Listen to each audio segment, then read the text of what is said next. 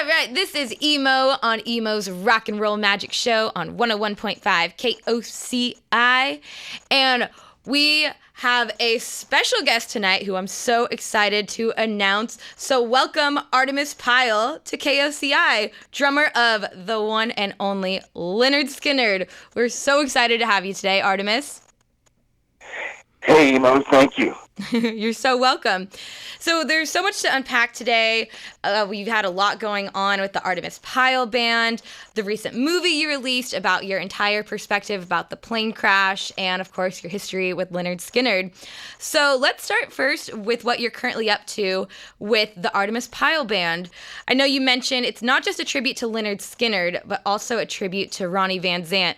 So can you explain how you kind of specifically tribute Ronnie in the band? Well, you know, my band, we advertise that we are, a tribute to the Ronnie Van Zant era. And to me, of course, Ronnie is everything with the band. He was the lead singer, and he wrote, all the words. The other band members, of course, I can't take anything away from Gary Rossington and Alan Collins, Billy Powell, Leon Wilkeson, Steve Gaines, Ed King. They all contributed in their own way, but Ronnie, it was his vision, and it was his words that that people still remember to this day. Because he was a prolific writer. He wrote songs that people could relate to. Yes. And I wrote one song with Ronnie. It's called That Smell. Oh, and that's my favorite. It was about, it was about, now I didn't get credit on the song, and I never asked for credit. And I still don't ask for credit. But, I know that the night we came up with that song, that it was just Ronnie and I, and the next day we presented it to the band.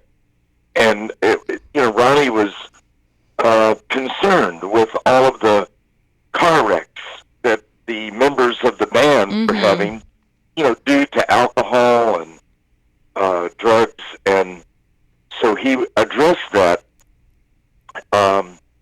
in that song, the smell of death. Yeah. And so, we presented it to the band. So in my heart, I know that I co-wrote that song with Ronnie.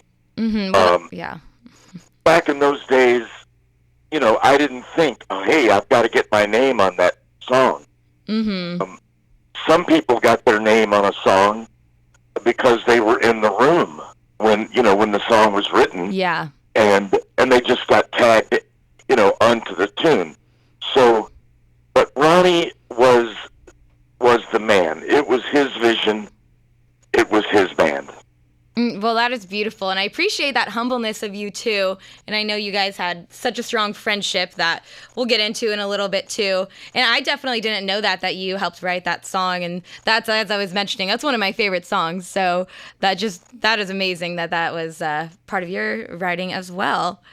And I see that with the Artimus Pyle Band, you guys have some shows booked for the summer. So you must be so excited about that after this very crazy, weird year. So how are you feeling about getting back on stage? Well, of course, we're looking forward to putting our tour bus back on the road. We parked it, a year ago. And, we bought it from Lenny Kravitz. And, we keep it clean as a pin. It's pearl white. As a matter of fact, we call it pearl. And pearl white and chrome. And it's a 1999 Prevost. And it's fast. We keep it clean. We run a tight ship. And we feel very lucky to have it. But, that just having a bus on the road gives you a place where you can put all your stuff, and it's like a home. And so I've done gigs this last year, socially distanced, and I always wear 2 masks. I double mask, and I've been, behind my drums is a very safe place. Yeah, you got your little force field. And I used to be very open and meet and greet and sign things and hug and kiss people because they just want to come up and be a part of something that they love so much, the music. And Ronnie Van Zant did not write a bad song. He wrote hit albums, not just hit songs. And so the fans of Lynyrd Skynyrd, they love every single song and fist bump and know the words to all the songs. So getting back to that energy and the live feel, we're of course looking forward to that, and we want everybody to be careful and come and enjoy the music, but not be irresponsible. We still have to try to keep the spread of this virus down as much as possible to flatten the curve. And we're doing it. And we've got the vaccines. I'm 72, so I've had my first vaccine. Oh, congrats. And I get my second shot April 2nd. And April 1st, I have, I'm in 5-6 bands. Wow. And the little gigs that I've been doing, I played in Charleston, South Carolina about 2 weeks ago at an outdoor venue, a place called the Poorhouse, the famous place there. And we did a patio show, outside. And we did 2 shows and played for a total of maybe 400 people. So, wow. That felt good. Yeah, I bet. Well, I'm so excited for you as well. Huh? I said, I'm so excited for you as well. I hope you can make it out to Southern California soon, too. Well, I'm going to just tell you straight up, I love California. I have always loved California. I went to boot camp in the United States Marine Corps in San Diego, and of course I flew from the East Coast to into Los Angeles and took what they called a puddle jumper to San Diego, and there was a magic in the air. I could feel it. There was like a tingle, in the air, and I was so excited to be there because when I was a little kid watching all the monster movies, and the sci-fi films, a lot of them were filmed in California. And I wanted to see those places. I wanted to be there in Los Angeles. And so I have always been excited to be anywhere in California. I love California. To me, California has always been the trendsetter, and so of course, we want to get back out there. While we were working on the movie, the true story of the Lynyrd Skynyrd plane crash, Street Survivors, we came out to California. My band flew to Las Vegas, and we picked up the tour there, and I drove my van and the trailer on the back of my van. I drove all the way across America and brought our equipment because we couldn't afford to bring our tour bus because we had like 15 shows, and that was kind of cut down to like 9 shows. Yeah. And we played Palos Verdes. We played Ramona, the Ramona stage in down at close to San Diego. We played a place on the bay up in San Francisco. We did a little show in Los Angeles at a small club. We just enjoyed the gigs we had, but we couldn't afford to bring our tour bus, so I drove, and I loved it. I had one crew member with me And the first day we left out of North Carolina, we drove 27 hours and ended up on the Navajo reservation, in New Mexico. There, went through all the western states. It was incredible. And Wow. and then drove back. And the rest of the band, they flew. And our first gig was in Las Vegas. So, I'm looking forward to getting back on the road, booking gigs in California. Yes. 'Cause I miss California. I love California. Bill Graham, Mhm. the great promoter and course. humanitarian Bill Graham out of San Francisco. He was like a father to me. And one of my best pictures I have, it's a black and white taken by a California photographer named Michael Segueras. And it's Bill giving me a hug, and it looks like a father hugging a son. It's one of my prized photographs. And, we lost Bill in a helicopter crash Oh, yeah. out there. And so, Bill lived in Jerusalem. I mean, I lived in Jerusalem, Israel, and Bill was promoting a concert with Carlos Santana. And, of course, I attended, and Bill couldn't believe that I lived in the castle of King David on Mount Zion. And I love that man. Many people did. Many people knew that he was a tough customer. He didn't take any nonsense. I've heard him, at shows that we did in California, I've heard Bill Graham tell 100,000 people that he was going to kick them all out on their ass, if they didn't stop fighting and straighten up, he was an amazing person. Of course, Bill's story, he walked out during the Nazi reign, in Europe, and he lost a few family members to the Nazis, and Bill was Jewish, and so he built that place outside of San Francisco called Shoreline Amphitheater, which was a state-of-the-art outdoor venue. It was Bill's dream. So you got me going on California, Emo. Oh, I love that venue. I've been there a couple times for some Dead and Company shows. And I love is it true that it's shaped like a skull for the Grateful Dead? If you fly above it, that's what I've heard. But obviously, I haven't been too high up above it to actually see that. But that's what I've been hearing. Well, Bill was loved the Grateful Dead, and every time we would play in San Francisco on New Year's Eve, he would be hosting a show with the Grateful Dead, maybe at a stadium somewhere, and we would play like the Cow Palace, and he would leave his helicopter for us to jump in, and after our show, and then come over where he was hosting the Grateful Dead show.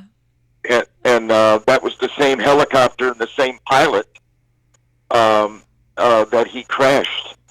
Oh my gosh.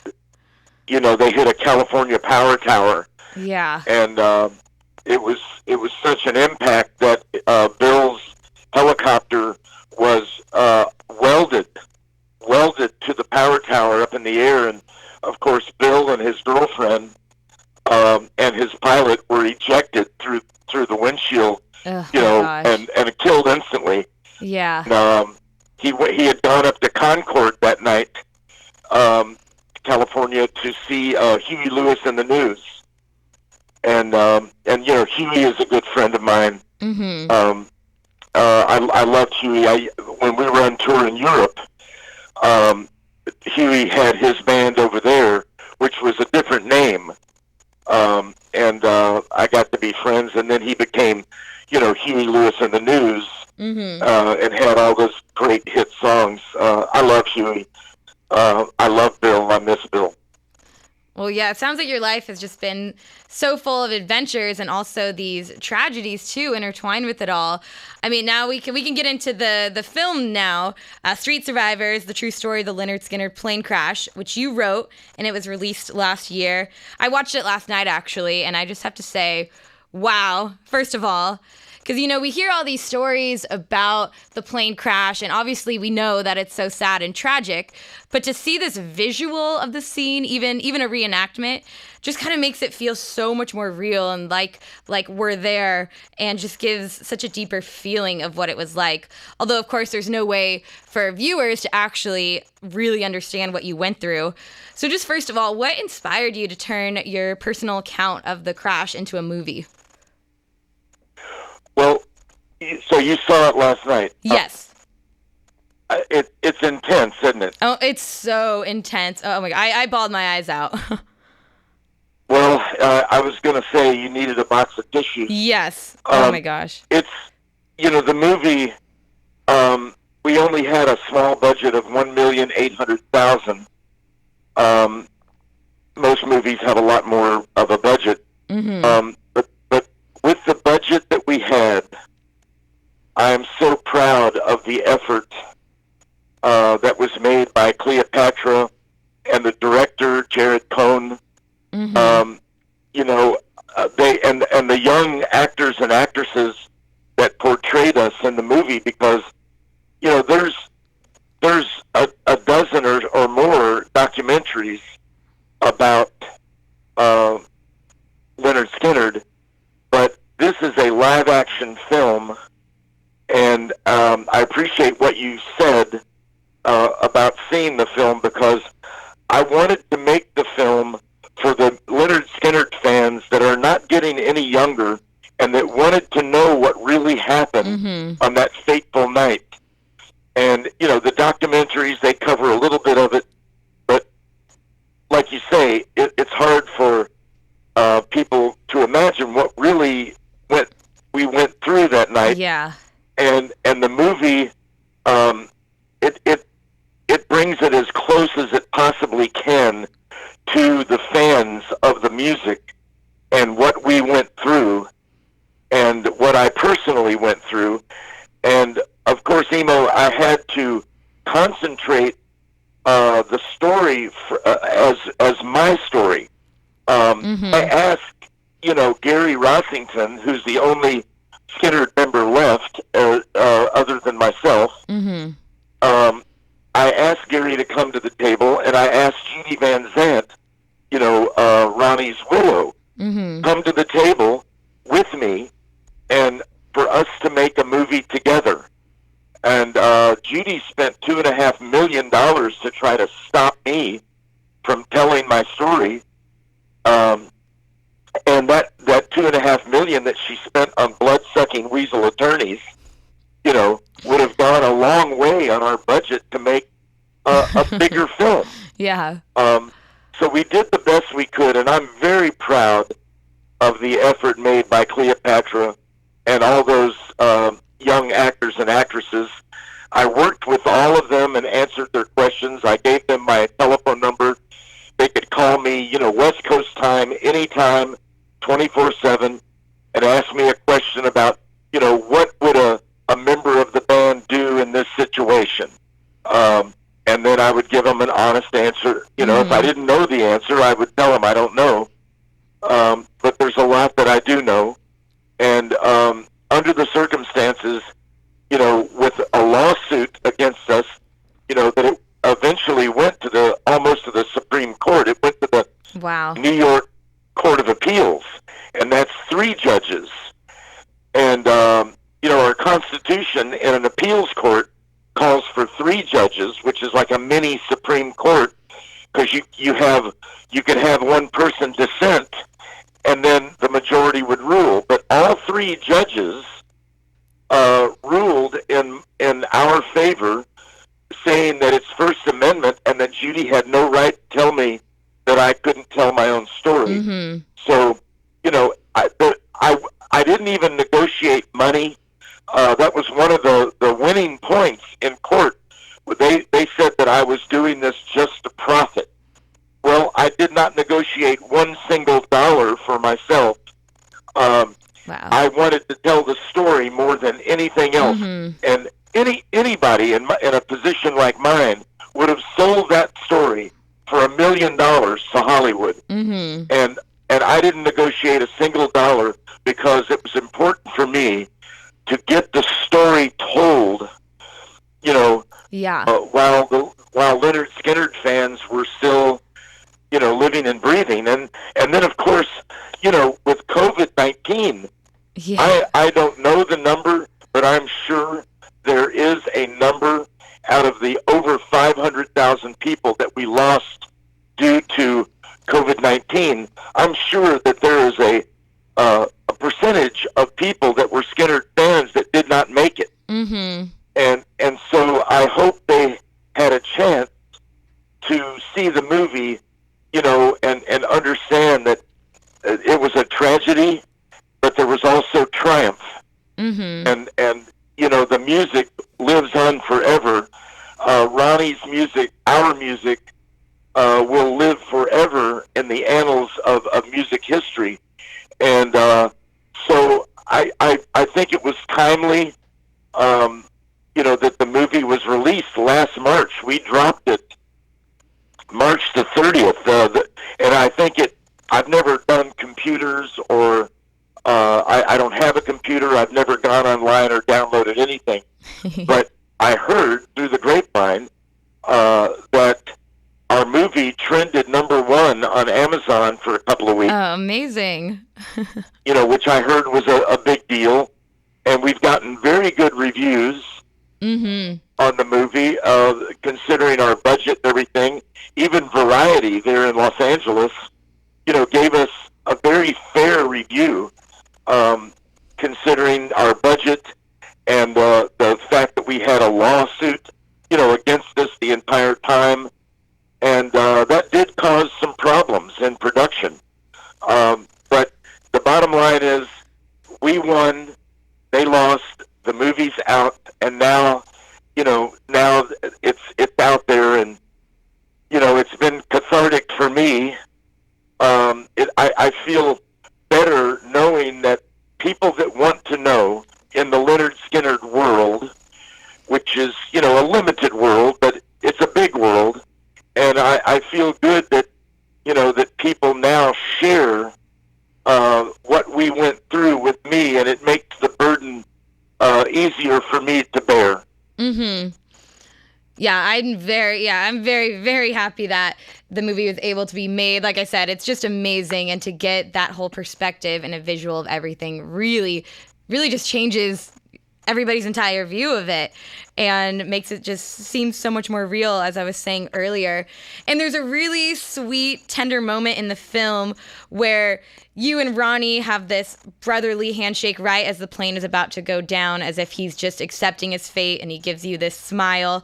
And you can just, even though it's actors, you can just sense this such true friendship between the two of you. So what was that moment like in real life? Did you really think that was going to be your last time having this moment with Ronnie? Well, it was a very indelibly etched in my heart and soul moment. And, Ronnie had gotten up and walked to the back of the airplane, and I thought, I had been in the cockpit, and I finally came back and strapped myself in on the aisle over the left wing, and Ronnie passed me and went to the back, and I thought to myself, good idea, because, you have a higher chance of survival when you're toward the back of the plane. And and when he passed me, I thought, good idea. And then when he came back again and stopped, and we did the old hippie handshake, and he gave me that beautiful Ronnie Van Zant smile. Wow. That was a moment that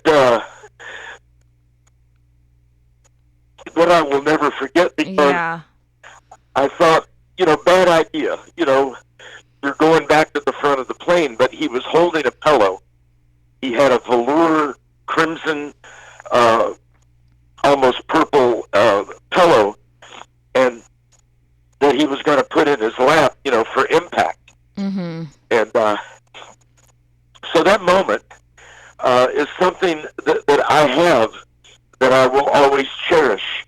That brief, eye contact, and it was a Butch Cassidy and Sundance Kid moment when they jumped off the cliff together. Mm-hmm. And they yelled, "Oh shit!" and they jumped over the cliff. Well, that was my Butch Cassidy moment with Ronnie, because he knew his destiny. Mm-hmm. And I've said before in interviews that in Tokyo, Japan, Ronnie told me that he would never live to see 30. Wow. And he would go out with his boots on, which for a musician, dying with your boots on is a cavalry. Mm-hmm. From the old cavalry. You want to be in the saddle with your boots on. Yeah. How you want to go. And for a musician, that equates to, you're on the road going to the next show. And he said that to me in Tokyo, Japan. He said, I will die with my boots on, and I will not live to see 30. And of course, at the time, I said, "Oh, Ronnie, you're going to live forever." Mm-hmm. And of course, he will live forever because of the music that he wrote. Whatever forever is only a drop in time. Mm-hmm. But he will live forever musically, because what was good then is good now. It's the question I always ask people: was Led Zeppelin good then? Yes. Is Led Zeppelin good now? Yes. And it's the same for Lynyrd Skynyrd. Mm-hmm. And it's become even more apparent to me as I meet with fans. Last year before COVID, I would spend hours after a show, and we played anywhere from 1,000 people to 40,000. Yeah. And I would sit and sign autographs and listen and sign old albums and listen to stories of where people were when we went down. Mm-hmm. And what the music meant to them. I would do that for hours, and Wow. I will do that again. I can't wait. Because this music means so much to people. There was recently a show on CNN, and it was about Jimmy Carter, and it called Jimmy Carter, the Rock and Roll President. Mm-hmm. Oh, I saw that. It's amazing. Did you see it? Yeah, oh my goodness, amazing. And it was amazing. And right at the end, it blew my mind. It brought me to tears. It was Bob Dylan, the great Bob Dylan, quoting Ronnie Van Zant. Oh yeah. From the song Simple Man. Mm-hmm. And looking at the camera, kind of saying, "Hey, listen, all you got to do is listen to Simple Man. Listen to what Ronnie Van Zant said in that song." He didn't say Ronnie's name. He said Lynyrd Skynyrd. But I was sitting there. This was just before our election, and that they were playing that, Jimmy Carter, Rock and Roll President, and I was thinking, that Ronnie loved Jimmy Carter, and so did I, and for Bob Dylan to be quoting Ronnie in a show about Jimmy Carter, it just brought it all home to me. Here's Bob Dylan quoting Ronnie Van Zant. It doesn't get any better. Mm-hmm. Yeah, and that's such an amazing way to put it about music in general. It's so much more than just a hobby or an interest. It's kind of like therapy, and it's just there's no words to describe it. And especially for music that comes from bands like Lynyrd Skynyrd, where there's just so much truth and soul in these songs that it's not just, it's not just some producers or random people that are coming up with all these lyrics that mean nothing. I mean, you can feel it in these songs, and like you were saying, they're so relatable, and just people going through hard times, you put on a Skynyrd song and there's always something that you can relate to, and it's just, music is so beautiful, and I just thank you so much for contributing to that beauty. Well, thank you, and you do get it. And I mean, look at the song Freebird. Mm-hmm. if I leave here tomorrow, will you still remember me? So what Ronnie was saying is the way you honor your friends, and that, because we all live and we all die, and it's how you live your life. Mm-hmm. And Ronnie was honoring life in every song. He honored life, and so the song Freebird. So many people have come up to me and said that I buried my friend. A lot of bikers, I ride motorcycles, and a lot of bikers come up and say I buried my friend to Freebird, or my high school prom theme was Sweet Home Alabama, or Freebird, or Simple Man. That it's part of the fabric of our lives. Mm-hmm. And I'm also, I have to mention, I am so proud of my sons and my band and my friends. We all wrote the soundtrack to the movie because I knew if we used any Lynyrd Skynyrd songs that Judy Van Zandt would come at me with another bunch of blood-sucking weasel attorneys. So we wrote the entire soundtrack. My sons wrote 4 songs for the movie. My son Marshall, that I live with, we live on a 50-acre farm out in the country in North Carolina, close in the foothills of the mountains, and it's beautiful. It's paradise. And my son Marshall wrote a crucial song. And you probably, since you saw the movie last night, remember when we were coming up to the airplane for the last flight? Yes. And I and my wife were in my Jeep, and then there was the 2 limousines. Well, that song that was playing in the background, that was my son Marshall, who Ronnie Van Zant loved and held in his arms when he was baby. And Marshall is an amazing songwriter, Marshall Daniel Pyle. And he wrote that song, which the hook is, live each day like it could be the last day of your life. So, it was very prominent and pertinent to that point in the movie. And my son Christopher, my oldest son, wrote 3 songs in the movie. And my band and I wrote a title track called Street Survivor that is played as the credits are going. And Warren Haynes wrote that song with us. Oh, no way. And to me, it's the first Southern rock hit song that has come out in a long time. I love playing it. It's a rockin' song. Killer guitar vocal. The vocals are amazing. The guitar harmonies. And I channeled my John Bonham and Keith Moon. Oh, yeah. When I played, I could definitely hear that. I channeled 2 of my favorite drummers, and it rocks, and I love playing it. I mean, I'm tickled every time I see it on the set list, and I go, all right, because it just rocked so hard. And then 2 of my friends from Nashville wrote instrumental pieces for the movie that are beautiful. The soundtrack, there's one called 6 Souls that is unbelievable by a friend of mine in Winston-Salem named Bill Stevens. And then a friend named Brian Mabry from Nashville that was friends with Ed King. Ed co-wrote Sweet Home Alabama, and Ed was a prominent writer in the band. And that, we lost Ed a few years ago. He had a heart transplant, and he had a bit of cancer, and but the guy still lived to be 68 years old. So Ed King was actually on the instrumental. He played bass and helped write the song with my friend Brian Mabry. So it was important for me to get Ed King involved in the movie, even though he wasn't on the airplane when we crashed. Yeah. He deserved to be. And so, he's mentioned in the movie credits twice, a person that plays him in one scene, and then as a songwriter on a song called "In Memory of," and that's Ed and Brian Mabry. So, and then a man named Christopher Rittenauer wrote the background music. The kind of Game of Thrones type intro. Well, Christopher Rittenauer there in Los Angeles wrote 3 pieces for the movie, that was in the background in a lot of scenes, and it was absolutely beautiful. Just when I listen to it, it brings me to tears every single time.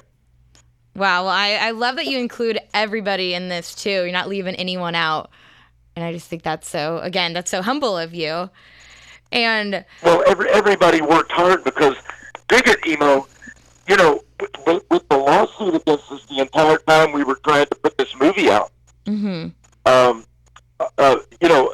lot of these young actors and actresses that portrayed us, they were putting their hearts and souls into these parts, mm-hmm. and they didn't even know for sure that the movie would ever be released. Yeah, wow. If Judy would have won the lawsuit hands down without the help of the appeals court, then it would have been shelved for probably forever. Mm-hmm. But she lost, and of course we released it, in March. Mm-hmm. So those actors and actresses portraying us were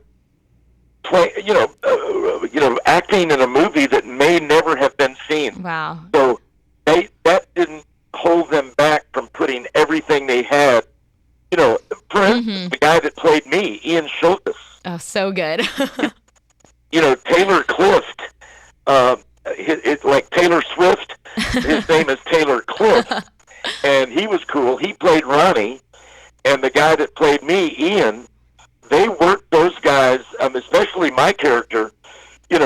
Walking out from the plane, going through the swamp, and all that stuff, and fighting with Ronnie, and they put him through the night that I auditioned in Atlanta, and I had to my car broke down. Yeah. I had to run my drums 3 blocks up. I love that scene. So, they worked Ian, hard, and they didn't hesitate a bit. They put everything they had into the role, and the girls that played our backup singers and the lady that played my wife in the movie, mm-hmm. I love them all like my own children. I'm 72, and I look at them almost like my kids, and they've gone on to do other movies. They're actors and actors, mm-hmm. so they've moved on and everything. But I will never forget their heart that they put into those roles.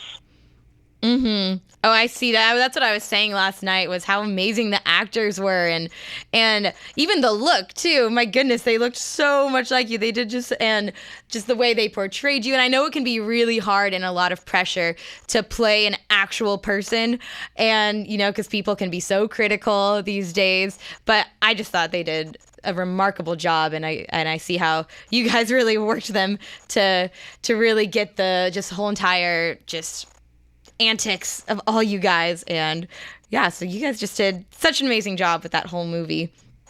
And well, they deserve a lot of credit, and the thing is that on a bit of a sad note, because of COVID-19, this is a movie about a historical fact. Mm-hmm. So it's an independent film about something that really happened in history. And the soundtrack is, to me, it's a Grammy award-winning soundtrack. But because of COVID-19, I think the movie and the soundtrack will probably get passed over. Now, we did get a few awards, from independent film festivals and everything. We were going to go to South by Southwest, and in Texas there. Wow. We were going to go to all of the independent film festivals all over the world and enter the movie. But because of COVID-19, all of that stuff was canceled or glossed over. So, it's something that makes me feel sad and bad for all of the people that worked so hard on this film. Even the lawyers that won against Judy. They put it all on the line. Everybody disappointing to me that COVID-19 took away the awards that for a Grammy for the soundtrack or the movie itself. It's sad, but it doesn't take away from the effort that was made. I'm still extremely proud of it. It's just that if it hadn't have been for COVID-19, I think it would have gotten a bigger notice. But I can't complain because everybody on this planet, everybody suffered. For the 500,000 people that we lost, over 500,000 people that we lost, and still losing people. And all of the people that had been put out of work and lost their businesses, and couldn't say goodbye to their family and friends. This is all over the world. That people suffered. So, I'm not going to whine about it too much. I'm just saying that I think that all of them, the music part, the film part, they deserve a lot more credit because this is something that actually happened in history. This is not just a made-up movie, about some situation. It really happened. But I'm not. I'm stating a fact. I'm trying not to complain. Yeah, well, I totally understand. And I will do my part in at least getting our listeners here to watch the film, and everyone that I know. I will do what I can. And of course, as you were saying, sorry, what were we saying? The one? I'm sorry, go ahead. I was just going to ask another question, but if you had something to say, go ahead. Well, I was just going to say that we used one song in the film for a live shot, and that was "Call Me the Breeze." The reason we were able to use that is because it wasn't written by Lynyrd Skynyrd or Ronnie Van Zant. Oh yeah, it was written J.J. Cale. by J.J. Cale. And but Ronnie kind of made that song famous. I mean, J.J. Cale wrote it, but Ronnie made it famous. But we were able to pay the licensing fee on that song and use it in the movie for the live performance part. And of course, I would have loved to have used maybe a couple of Skynyrd songs of my own music. But there's been Lynyrd Skynyrd songs in 50 movies. Yeah. TV shows, commercials, movies. It's gotten its Simple Man, Free Bird. I mean, look at Forrest Gump. Yeah, that's right. He would have been so proud to know that one of the greatest movies of all time used Sweet Home Alabama and Free Bird. When he was teaching Jenny how to dance. That's right. They had Sweet Home Alabama, and when Jenny was doing a bunch of cocaine, and she was going to get up on that ceiling and jump over, and I thought, and they're playing Freebird in the background, and I went, oh no, she's going to commit suicide to Freebird. And then she gets up on the railing, and the song is playing, and she decides not to kill herself. And I thought, oh my God, that's great. Maybe, it's like the music had something to do with her wanting to live. Yeah. That's such a good way of looking at it. Yeah. And I thought Ronnie would have been so proud to have two songs that he wrote in one of the greatest movies of all time. So, that was done, and Skynyrd music is there was a Richard Pryor movie, called Blue Collar that wasn't a comedy. It was very serious about unions. And, Saturday Night Special was used in that. And then, of course, Saturday Night Special was used in the Burt Reynolds movie, The Longest Yard. Oh, yeah. Which, I thought was going to be some silly Burt Reynolds movie. and it wasn't. The Longest Yard was actually about integrity and having strength of character and, being able to stand up for what is right. and Saturday Night Special was in that. So, our music has been used in movies a lot. Mm-hmm. Can't forget one of my absolute favorite movies of all time, Happy Gilmore. Right when you hear Tuesday's Gone, that's just, I feel like that kind of is such an impactful moment in that movie. Every time I put on that movie and I just hear that song, the opening intro, it just gives such a feeling of just, and excitement. Simple Man. Was Simple Man in that too? Are you talking about Tuesday's Gone? Yeah, Tuesday's Gone in Happy Gilmore. Yeah. Yeah. And Simple Man has been used quite a bit. As a matter of fact, on the Jimmy Carter Rock and Roll President CNN special, when Bob Dylan was talking about Ronnie at the end, they were playing Simple Man as well. So, it's every time I hear a song on the radio, I one of our songs, or see a movie or a TV show where they're using our music to emphasize an aspect of the movie or film, it's very emotional for me, Mo. Oh, I bet. I mean, it's like, I feel like the songs themselves are so emotional. I feel emotional, like I said, even just in Happy Gilmore, when they start playing Tuesday's Gone or any movie. So I can't imagine the emotions that sparks up for you too, knowing that you got to contribute to that work. And so let's go, where was I going? So obviously, you were talking about how one reason why this movie deserves so much more credit is because it's about a real life situation. And now this crash was a couple decades before I was born, so I can't even imagine what it was like just for the fans to even hear about this. You guys were at your absolute peak where it just seemed like you were invincible and had the world ahead of you. I was just actually talking to my mom because it just fascinates me to just hear about what that was like hearing about it. And I was talking to my mom about her account and how shocked she was too.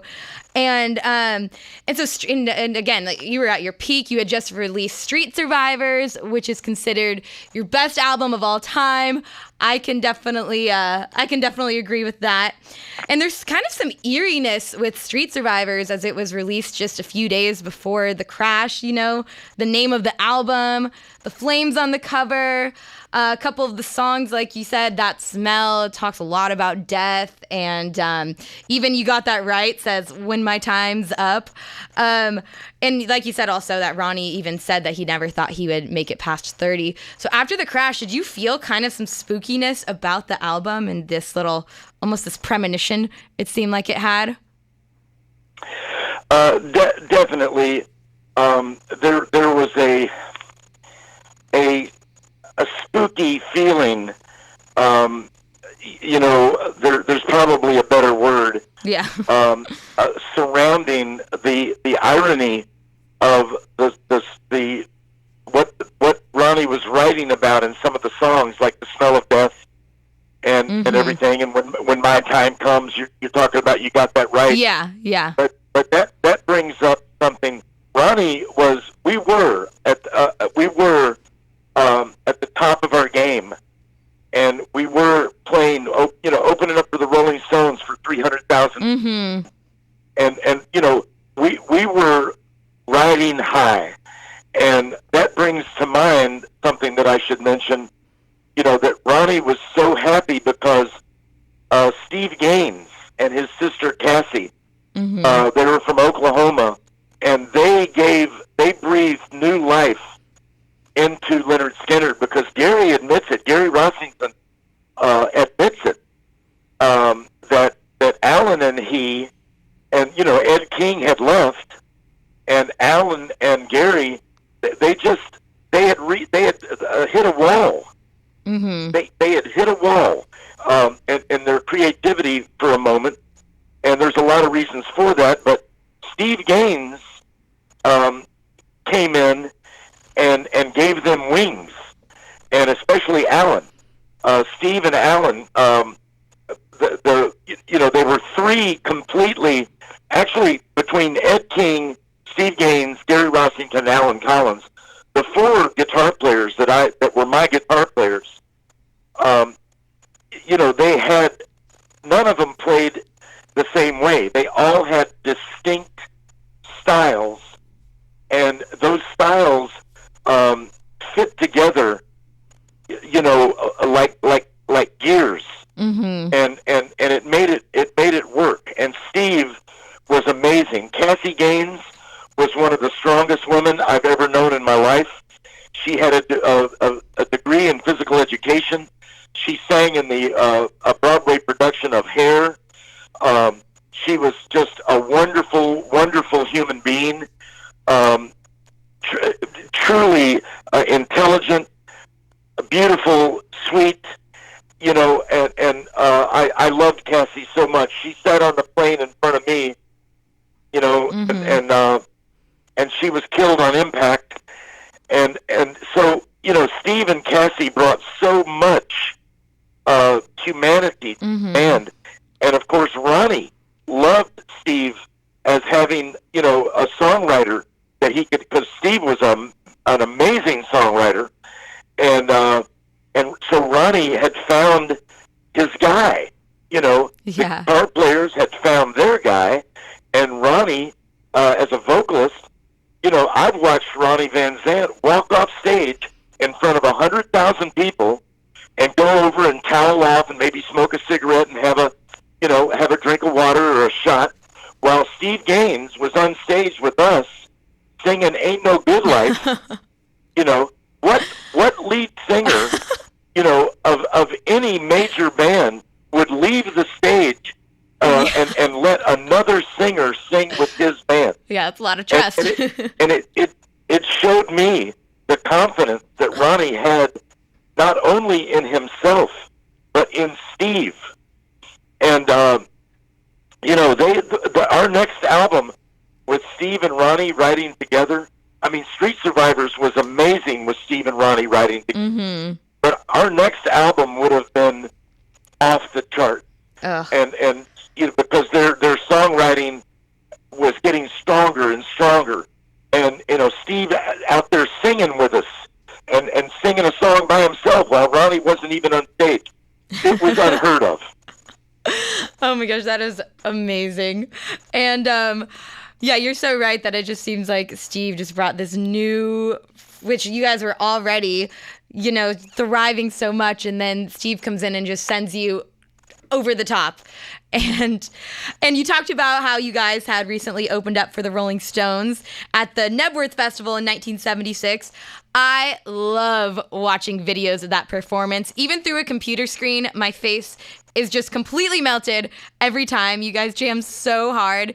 And you jam so hard that the Rolling Stones were kind of upset, because I love the Stones, but it seems like you really outshone them at that festival. And you also broke one of their rules. So can you tell us about that entire experience, that you guys were so good that you angered the Rolling Stones? Well, yeah, that all happened. Part of their stage, their shtick was they had the big tongue came out, the Rolling Stone logo, and then when they came out, they inflated these big sets of lips over the top of the stage and the bottom with that big black tongue coming out. That was their look. And Ronnie was told that, Mick Jagger had said, don't go out on the tongue. And, had he not said that, Ronnie probably wouldn't have done it. But he did say, they said no walking out on the tongue. So, of course, Ronnie did it. And when we did Freebird, we had 300,000 people on their feet. And, so when the Stones came out, they had a lot to overcome, because that day, they were 2 hours late, and they'd been drinking and partying. Jack Nicholson was there. I hung out with him and Paul McCartney, and Amazing. So I got to talk to Paul and Linda McCartney, and it was just an amazing day.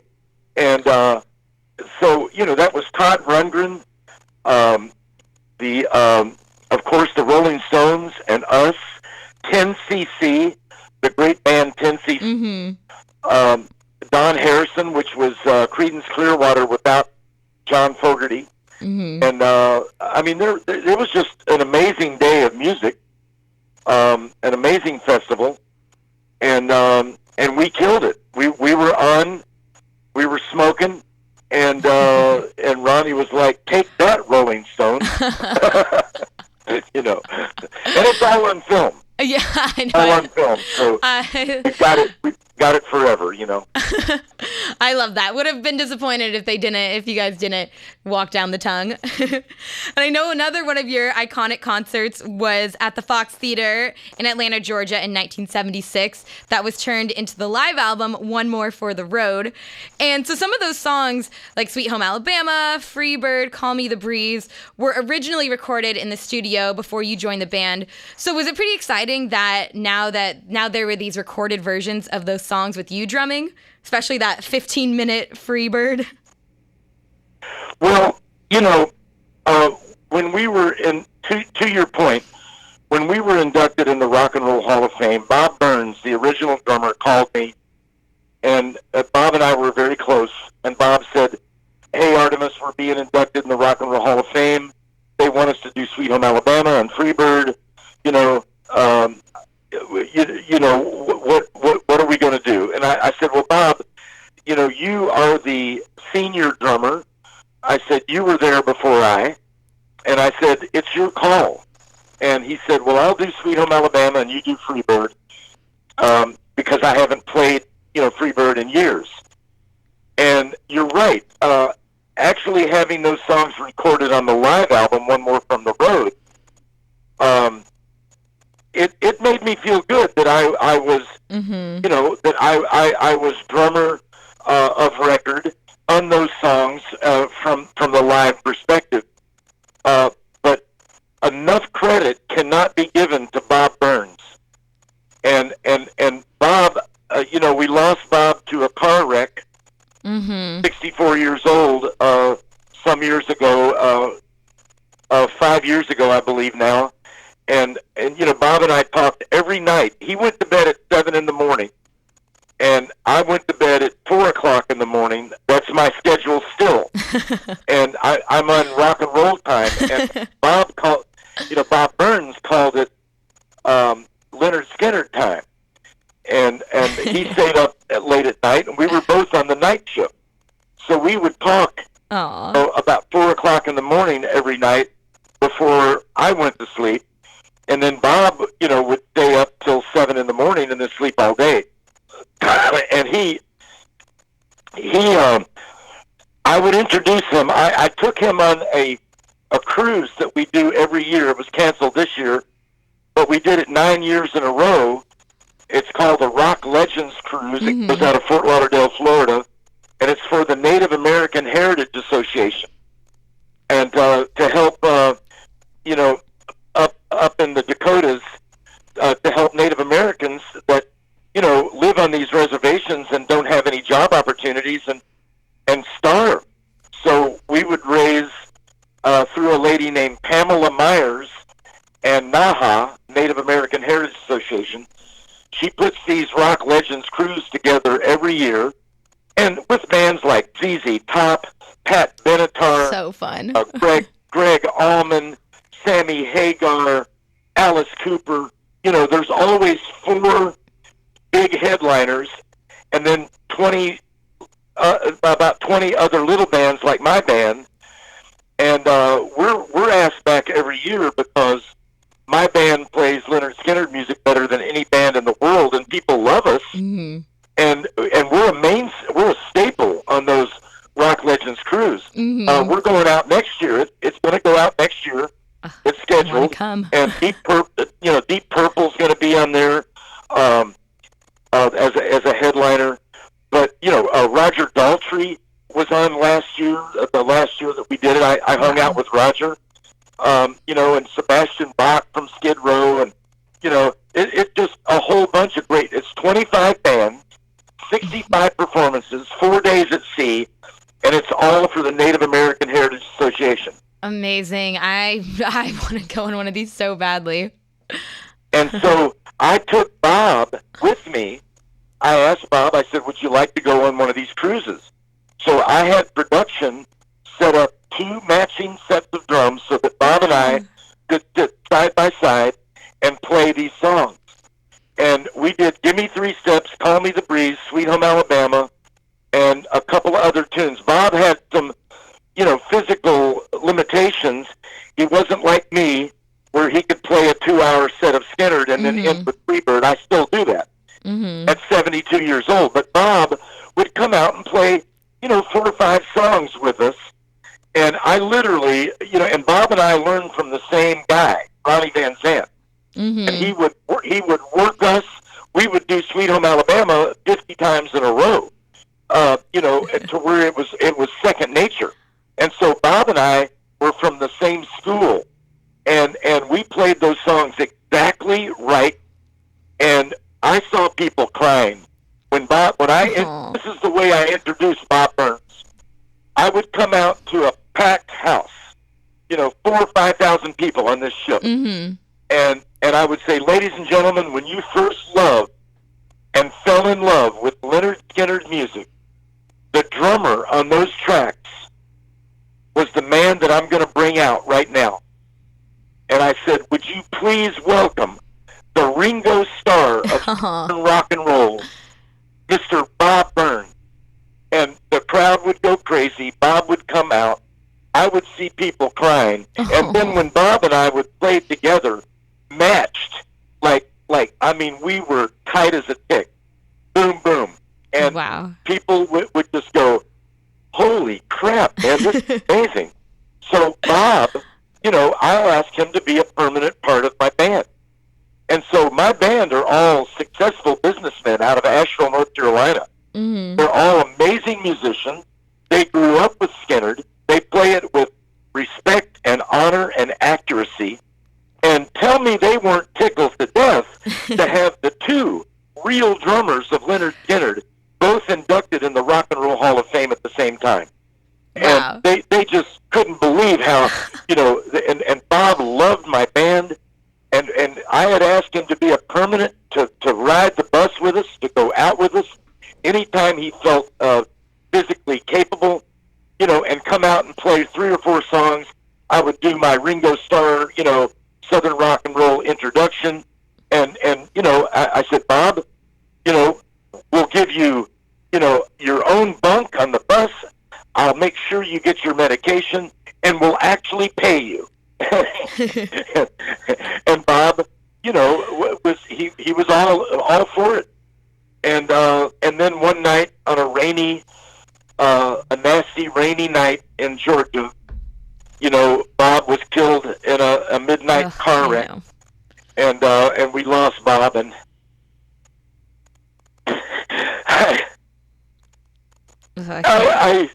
I still miss the guy every day. All of them. Girls, I think I'm sitting in a room right now, and I have all of their pictures on the wall. And, I'll never forget them, ever. Yeah, of course. I cannot imagine the amount of tragedy that the band has gone through, even after the crash, I can't imagine all that pain. But like you said, at least, they live forever through the music, and you, all of us, and you as well, of course, we get to hear their music live on and their legend just continue forever. And that's just another just amazing part of the whole world of music that just carries on much longer than we do. You're totally right, Emo. And the thing is, with Bob, like I said, we all live, we all die. It's how you live your life. And Bob was a character. If it hadn't have been for Bob Burns, there may have never been a Lynyrd Skynyrd. Now Ronnie Van Zant would have gone on to do something. He was a prolific, writer. He would have done something at some point with somebody somewhere. But because Bob and Gary Rossington and Ronnie got together on the west side of Jacksonville, Florida, and in Bob Burns' carports, Florida there's no basements in Florida because of the groundwater and the sand, and so they always on a lot of the houses they'll put these carports that are not enclosed but they're connected to the house, and that's where they set up, and at Bob's carport, and the rest is history, as they say. Well, that's beautiful. I love all the love, and I love that, there was no rivalry, like you replaced Bob and he's upset with you, and that you guys could just come together after all these years and play drums together. And that's already so rare to have two drummers playing at the same time. That just sounds just like such a fun time. See, here's the deal. A lot of Southern rock bands, Charlie Daniels, the Allman Brothers, of course I think the Allman Brothers are in a class all their own. They're Southern jazz, Southern rock, Southern everything. But of the Southern rock bands, there were a few bands that had double drummers. I love it. I double drums with my sons all the time, and it's like an engine. Yeah. It's like it's like a 12 cylinder P-51 Mustang. And it's strong. But the fact is that I thought that Bob, he had some medical issues, and I thought he was going to go take care of his issues, and that he would rejoin the band and come back in. As a matter of fact, Ronnie wrote a song called Am I Losing? And listen to it sometime. Download Am I Losing? That song is Ronnie Van Zant's ode to Bob Burns. He loved Bob, missed Bob, and because of money and back in those days, all the alcohol and all the drugs and everything, Bob just had a little trouble handling all that. And that's why they had to find me. The Marshall Tucker and Charlie Daniels, the great Charlie Daniels was the one that suggested to Ronnie that he give me a try. Yeah. And so, I owe it to being in the Rock and Roll Hall of Fame to Ronnie Van Zant, but Charlie Daniels as well. So, and Charlie had two drummers. So I thought after Am I Losing, and I played drums on that. I played drums on the song that wrote about his first drummer. And it's a beautiful song. And when you listen to it, you'll see what I'm saying. And he really missed Bob. And I figured that at some point, Bob would rejoin the band, and we do the double drum thing, because it opens up the possibilities. One drummer playing drums and the other drummer playing percussion. Yeah. That's very important to, songs.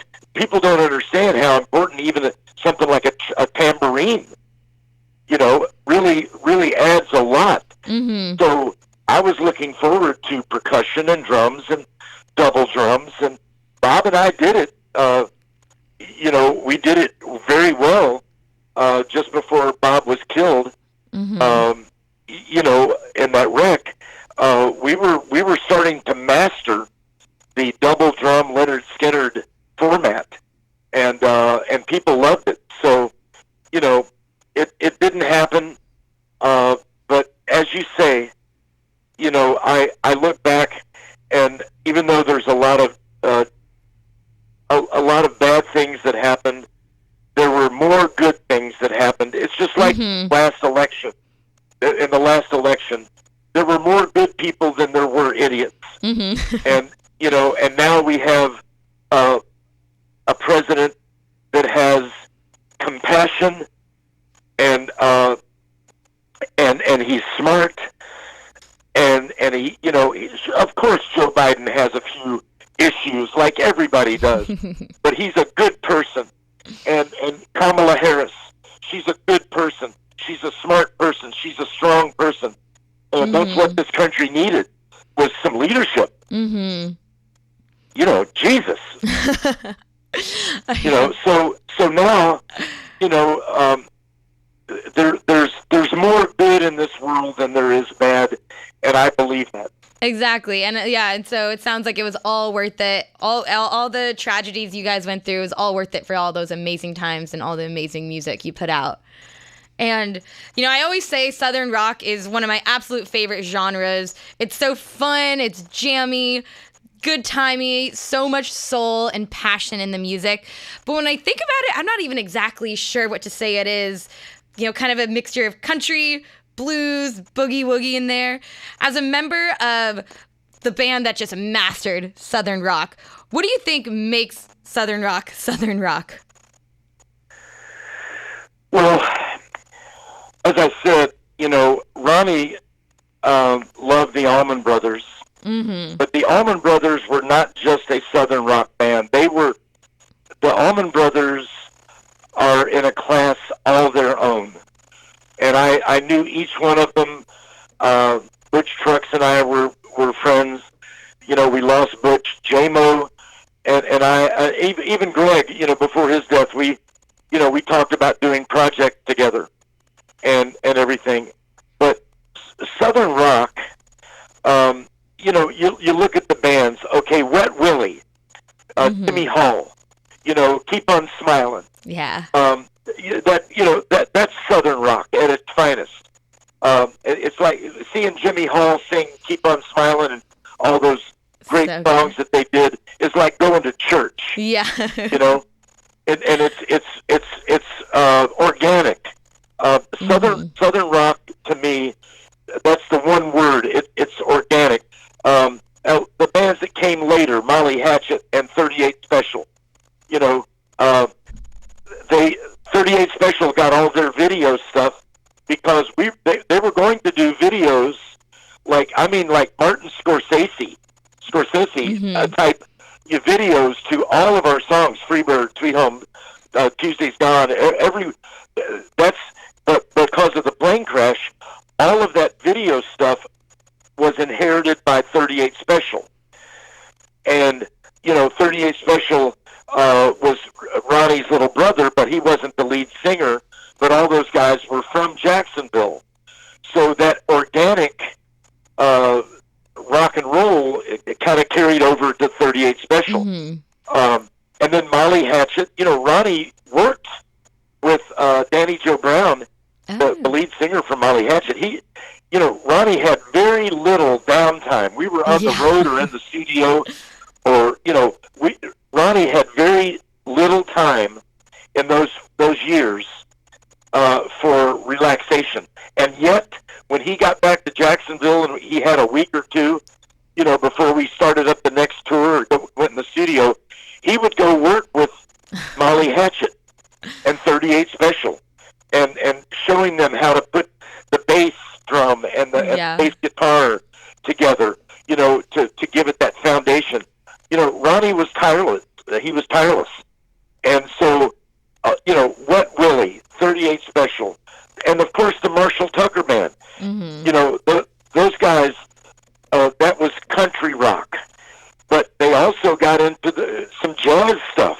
They opened up for and were influenced by the Allman Brothers. So I would say the one thing that holds all of the Southern rock, and there's bands out there now, the Mississippi All Stars, and bands like that, and the group. Oh, I'm having a mind melt right now. They oh gosh, they're the Muscle Shoals Swampers. Who was that band? They put out their album and they got 4 stars on the album in Rolling Stone, and they didn't even have a record deal. And there was a picture of our airplane inside, and almost every song was about Lynyrd Skynyrd. Oh my gosh! And I'll think of the name, but you just let me know later. there's a bunch of up and coming Southern rock bands, that are out there, that have picked up that same thing from our genre. Which is it's the best word that I can think of is organic. I think that captures it perfectly right there. from the dirt. Because in the South, there's a lot of farms and a lot of farmland. And I think that connects the Southern rock together, and I just got a magazine from Mississippi, the monument that they built. There's a marker on I-55 that says Lynyrd Skynyrd Monument. It's like an official Department of Transportation sign. Wow. And it says Lynyrd Skynyrd Monument, Exit 8. And you get off there, and the monument's 400 yards from where we crashed. And there are 3 beautiful pieces of marble granite, that are etched with the story and pictures of people that were killed. Ronnie and Cassie and Dean Kilpatrick, our road manager, and Steve Gaines. And then a picture of all of us together in front of the airplane that are etched into the granite. And I haven't been there yet, but a lot of people that have been there say that it's just nice to have something to go to, where you can pay homage to the music. And I'm very proud of all of it. Yeah, I would be too. I definitely want to make a trip out there to see that. That sounds absolutely just beautiful. And I just love, I'm going to use that from now on. Southern rock, organic from the dirt. I love that. I think that just perfectly captures it. Because it's so raw, and you guys were just this group of just completely talented. There's no manufacturing needed on a computer. It was just, all you needed was you 7 or however many there were at different times, and your instruments. And that's all you needed to produce just the most incredible music. And that is just the Southern rock way. Yeah, and we wore, blue jeans with holes in them and flannel shirts, and that was our stage gear. We didn't dress for stage. We didn't put on any makeup. We didn't puff our hair up. There's a lot of bands out there that do that. Motley Crue, they dress up like, they wear makeup and wear all that, the bangles and baubles, and they've got their thing, and they're good. They've got their music, and it's strong. But our stage gimmick was not the way we dressed, or blowing off cannons or confetti cannons, and all kinds of wild stuff. Our gimmick was the music. That was our shtick, and we dressed like the people that came to see us. Yeah, nothing fancy. Exactly. And I know they kind of considered you the wild man of the group, and that says a lot already, since Lynyrd Skynyrd was considered kind of the wildest rock band in terms of partying and everything. And that says a lot because rock and roll was considered the wildest genre. So I know you got some wild stories, so I want to hear about some of them. So tell us about the time you jumped off stage into the crowd to stop a fight. Well, yeah, that was a stadium show, an outdoor show, and those stages are, they're like 30 feet tall. But I saw a guy from the front of the stage. I could see a guy getting beat up really bad, and nobody was helping him. And so I jumped off this 30-foot stage into it may have been the first time anybody ever stage dived, I dove into the crowd, and I got the fight stopped, and I told all the people that were right there, I said, you got to stop this so that we can continue to play, otherwise we'll have to stop the show. And so a lot of people chimed in, that weren't a part of the fight, and kept the fighter guys, pulled them away from each other. And it calmed down, and then I climbed back up, on the stage. Was this in the middle of a song? Huh? Was this in the middle of a song? It was after a song. Okay. I think it was Saturday Night Special. And, but, there was a lot of instances like that. And Ronnie did that too. Ronnie Ronnie would see, fights break out, and he would just tell him, him and Bill Graham were very much the same. They would just say, look, if you don't stop fighting, I'm going to kick your ass. Yeah. They'd make it real personal, and that was funny. Yeah, Yeah. there were a lot of wild instances. There was a lot of fight. Not all of them were our fault, and not all of them did we win. Mm-hmm. I was in a lot of fights, and I got hurt a lot. Yeah. But it's like one time at the Miami baseball stadium, there was a guy getting beat up real bad, and his girlfriend got sucked into it. That's what got him sucked in. Oh my gosh. Girlfriend got pulled into the fight, and he went in to try to help her, and then they beat him really badly, and I was involved in that. Wow. I actually hit a cop. I didn't, the cop came up from behind me and reached over my shoulder and grabbed my beard and jerked me around. And when I came around, I just naturally, gave him a left hook, and I knocked him out. Oh my god. And because I'm a drummer.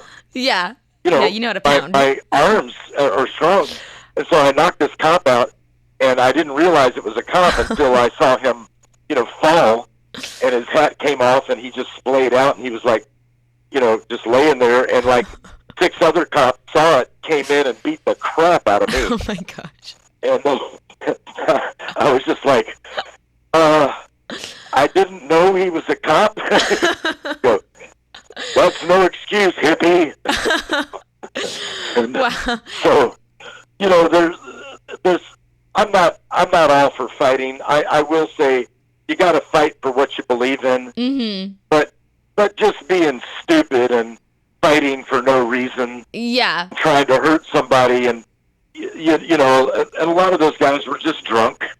A lot of drinking at shows, and it wasn't our fault, because we were on the show, on the bill with lots of people. So, but it was like the Wild West back in the days, with these big concerts where there was multiple hundreds of thousands of people, and they, like today, they won't let you bring in bottles or, and we did that one song called "Give Me Back My Bullets."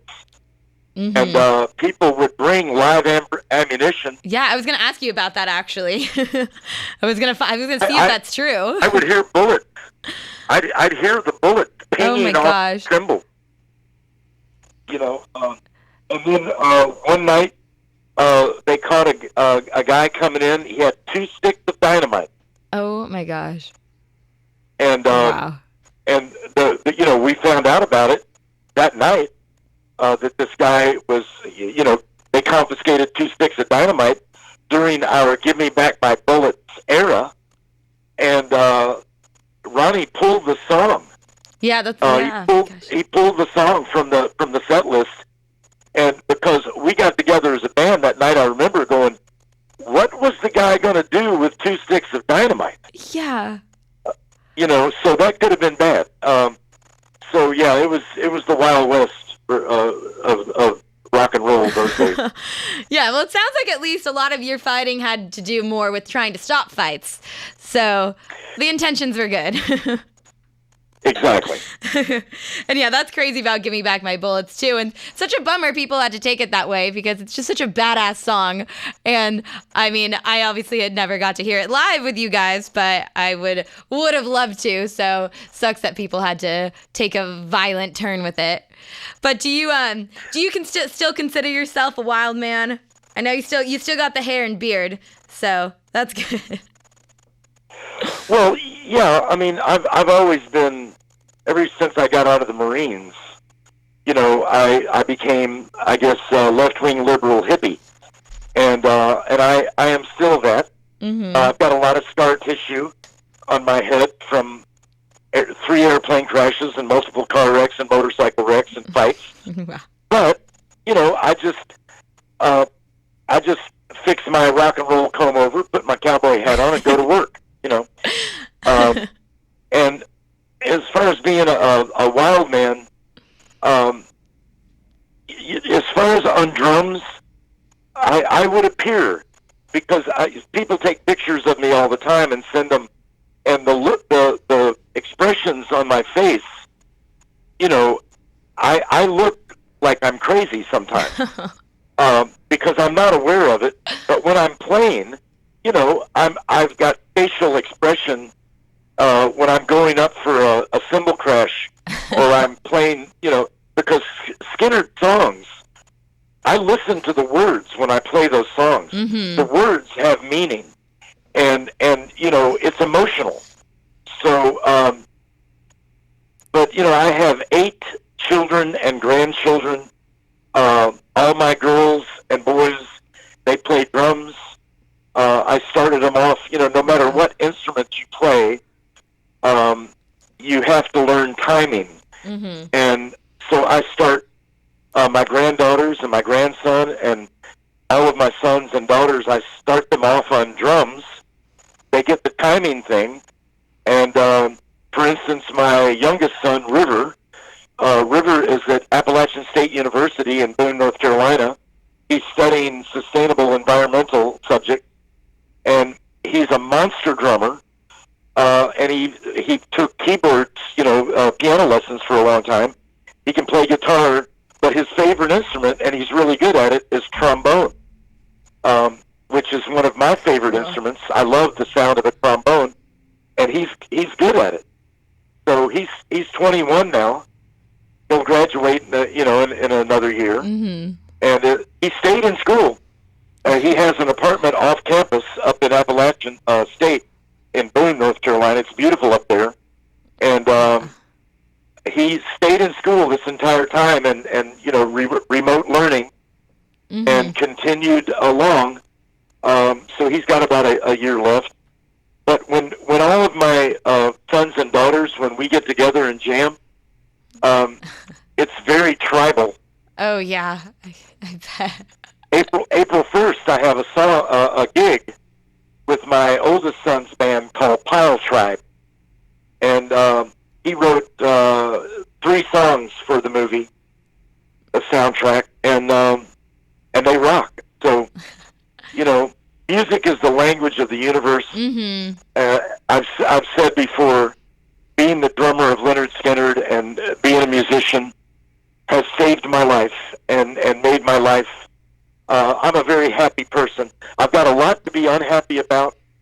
I've had millions of dollars stolen by Judy Van Zant and people that I thought loved me. But I'm not about just the money. I'm about the music. I'm about life. Mm-hmm. And I have to say, if I had to say yes or no, I would say yes. I am a happy person. I sleep really good at night, and even with all my injuries and my age and everything, I'm happy. Wow, and that's the way to get happiness, is to just focus on all those positive things. Like we were talking about earlier, Lynyrd Skynyrd going through so much tragedy, but all the amazing things, that's what you got to focus on, are all those amazing times and all the just amazing music that came from it, and in every aspect of life. That's how you get happiness. And it seems like that's what you're doing, and that's amazing. You got that right. You got that right. I love it. You got that right. Well, what's your favorite Lynyrd Skynyrd song to play drums on, where you just really get to wail and let it all loose? Because we'll definitely play that tonight. Well, look at it this way. A lot of bands have songs that kind of sound the same. Same kind of a feel. Mm-hmm. Every single Lynyrd Skynyrd song is different for the drummer. Every single song. It has stops and starts and little nuances here and there. Little details. And so no song is just, I get into a groove and play that through the whole song. Every single Skynyrd song is a challenge to play. Mm-hmm. And if you play them right. Mm-hmm. And I do, and I love that. I love that aspect of it. Just like the fact that Ronnie would stand in front of his microphone and sing and didn't hoochie coo all over the stage and try to do these little cute moves and dance moves and all that stuff. He just anchored himself behind that microphone and pulled, his vocals on those songs. Mm-hmm. That was what was important, was to sing the songs right, not to really, he told me, he said, I'll leave the dancing to Mick Jagger. And so, but, I've met Mick. I know, Mick Jagger. I've talked to him, and I love Mick Jagger. And Ronnie, it's not a bad thing. Yeah, it's just different. Ronnie loved, Frank Zappa was a friend of mine. And I convinced Ronnie one night and the entire band to go see Frank Zappa up in Toronto, Canada. Mm-hmm. And so we arrived, and they gave us third row center seats. Wow. The entire band. There was like 10 of us. And I thought to myself, somebody is pissed off because their tickets were, they said, yeah, your ticket's good, but you're not going to be able to sit third row center. And Frank had arranged it. And right in the middle of a song that Frank did, he made a reference. He says, I was talking to my boys in Lynyrd Skynyrd just the other day. And I looked over, and Ronnie, I thought his buttons were going to pop off. He was so proud, And he, after the show, Ronnie goes, Artimus, you're right. Frank Zappa is a genius. And I said, yeah, he is. And he said, but he's weird. And I said, you're right, Ronnie, he is weird. Yeah, that's a good way. That's the beauty of it. Exactly. Yeah, and all these bands, they're so different. Like you said, Mick Jagger's out there, and he's dancing like crazy. And that totally works for him. And, we all love to see that from Mick. And for Skynyrd, Ronnie just standing there and just giving his entire soul without having to move across the stage like crazy and do all these dance moves. That worked for you guys, and wouldn't have wanted to see it any differently. So it's all good to be all these bands to be different.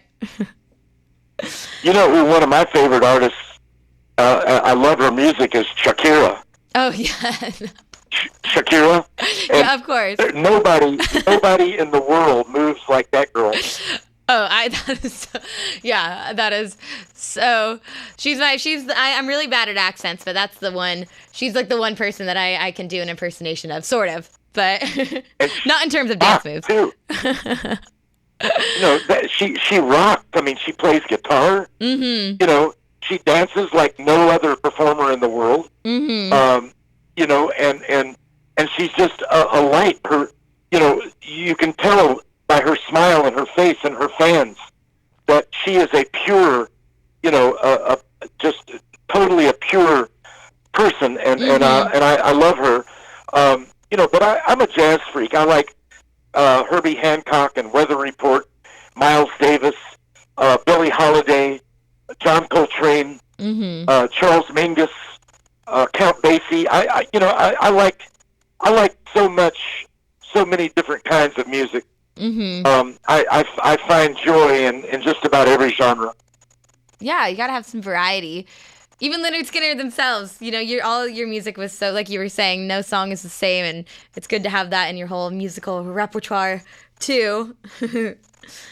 So it's hard to pick a set when we go do a show. Mm-hmm. It's hard to pick out because our contract usually calls for an hour and 20 minutes. And we end with Freebird, and you got to do Sweet Home Alabama, you got to do Freebird, you got to do Simple Man. Of course. But there's so many other songs. So when we're trying to put our set list together, we can only do an hour and 20 minutes, and there's so many songs we want to include. So we're always mixing up our set list, which is cool, because it doesn't matter what song off of what album we put out there, the crowd still knows the words to that song. Mm-hmm. It's pretty amazing. Yeah, I can't imagine. There's so many songs, so many hits to choose from that would just make for 5-hour concerts. So that must be fun, though, like you said, to mix it up every single time. And exactly. Yeah. So if the plane crash had never occurred, how far do you think Lynyrd Skynyrd would have gone, and where do you think the band would be now in this current age? I think the band would still be together, and I think Steve Gaines and Ronnie would probably have collaborated as songwriters with multiple people. Ronnie would have probably done a country album with some major, country star, and Steve Gaines would have certainly, recorded solo albums. But I think Ronnie knew that Lynyrd Skynyrd was his bread and butter, and I think the band would still be together, and we would be doing things to raise money for children, cancer, whatever, veterans, whatever needed a boost. We would be using the power of the music. That's what I think. I don't think the band would have broken up. I think Ronnie would have kept his band together, and everybody would have done side projects, and it would have, it would have been amazing. Steve was amazing. He could have done, solo albums on his own. So I think it would have been a very positive, we at this point, we would still be together. Now, time takes its toll. And even though we didn't lose everybody in a plane crash, we lost Alan. Yeah. We lost Billy, and we lost Leon to not plane crashes. So. But I think in that time and in those years after October 20th, 1977, I think there would have been a lot of collaborations. One of our last shows last year, before we had to park our bus, and again, I realize everybody suffered, was with Dolly Parton. Oh, wow. And Dolly and I have, we've struck up a relationship as friends. I was going to ask her out, but then I realized she was married. And you never mess with somebody else's significant other. Even, everybody's in love with Dolly, but I, have loved Dolly for years. She is a humanitarian. She is the #1 singer, songwriter, movie star of the world. Yeah. in my opinion. And we played Ryman Auditorium, the Grand Ole Opry in Nashville. It was for a cancer benefit. And we were on the bill. They asked us to do Sweet Home Alabama, Freebird, and Simple Man.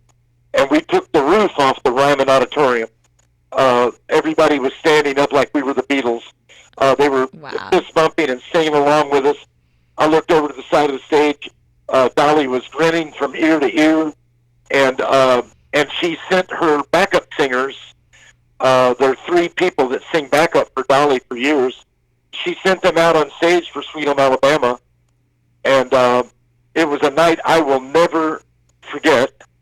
And we were good. We took the roof off the Ryman, but I don't care how good you are. When you're opening up for Dolly, you can, it doesn't matter how good you are. Yeah. Dolly is Dolly, and when she came out, everybody in that place was on their feet, and they were eating out of her hand. So she's a storyteller, and I was talking to Dolly backstage that night. I've done about 5 shows with her, and Dolly and I were talking about we may be related because we're from the same area in Tennessee and Kentucky. So a lot of our family members, were cross-threaded. So yeah. I could be related to Dolly. What area of Tennessee and Kentucky? Because I have some relatives there too, so maybe we're all related. Well, everybody in Kentucky is related. But I was born in Louisville. That's where I have relatives. Oh yeah? Yeah, so maybe we're related. Okay, well, hey, cuz. We're cousins. There we go. Yeah, we'll just say that. Dolly and I were talking. she grew up with a guy and went to school with a guy named Sidney Blaylock. And Sidney married my mother. My mother was the oldest of 8 children. And the youngest daughter of the 8 children was named Jonelda. It's a Southern name, Jonelda Williams Blaylock. And Jonelda married Sidney. And Sidney and Dolly went to school. I'm talking about, a one-room school in Gatlinburg area of Tennessee. And so, Dolly and I were talking about different relatives, and Sidney had passed away. That's what brought it up. And we were kind of kidding like you and I are. Dolly was saying, well, we're probably related, Artimus. And I said, well, that's a good thing, Dolly. But, she's the best. And so, Lynyrd Skynyrd music with the Ballad of Curtis Lowe, that was Ronnie saying that Curtis Lowe was a black man with white curly hair and was the greatest picker the world has ever seen. Ronnie was not racist. He loved Jimi Hendrix. He loved black people. Why would he write a song called Curtis Lowe about a black guy if he didn't? Yeah. If he wasn't sympathetic to that cause. Yeah. And I knew Ronnie, and I knew he was not a racist. And just because the Confederate flag was used with the band, that was MCA Records trying to sell a Southern rock band. Yeah. And so, I don't use that Confederate flag. I haven't for 30 years. I use because if something offends somebody, if it's just one person it feels uncomfortable or is hurt, then those things are easily changed. Yeah. So use an American flag. And there's a very rich history, Emo. Oh yeah, I can definitely see that, and I know you guys didn't mean anything by that Confederate flag and that, and I feel like back then it wasn't seen quite how nowadays everybody knows if they see a Confederate flag that everybody kind of gets the same feeling from it. But you guys didn't know what you guys weren't meaning for that at all, and I know that wasn't even your idea.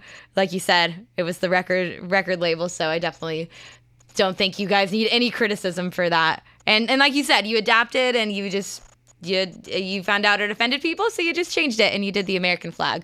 So, yeah. Well, the Confederate flag, with the band Skynyrd, it represented to all the guys in the band and myself. It kind of meant that we were from the South. But then you start unpacking that, and what you have is, the Confederate flag represented the Confederacy, and that is a group of people that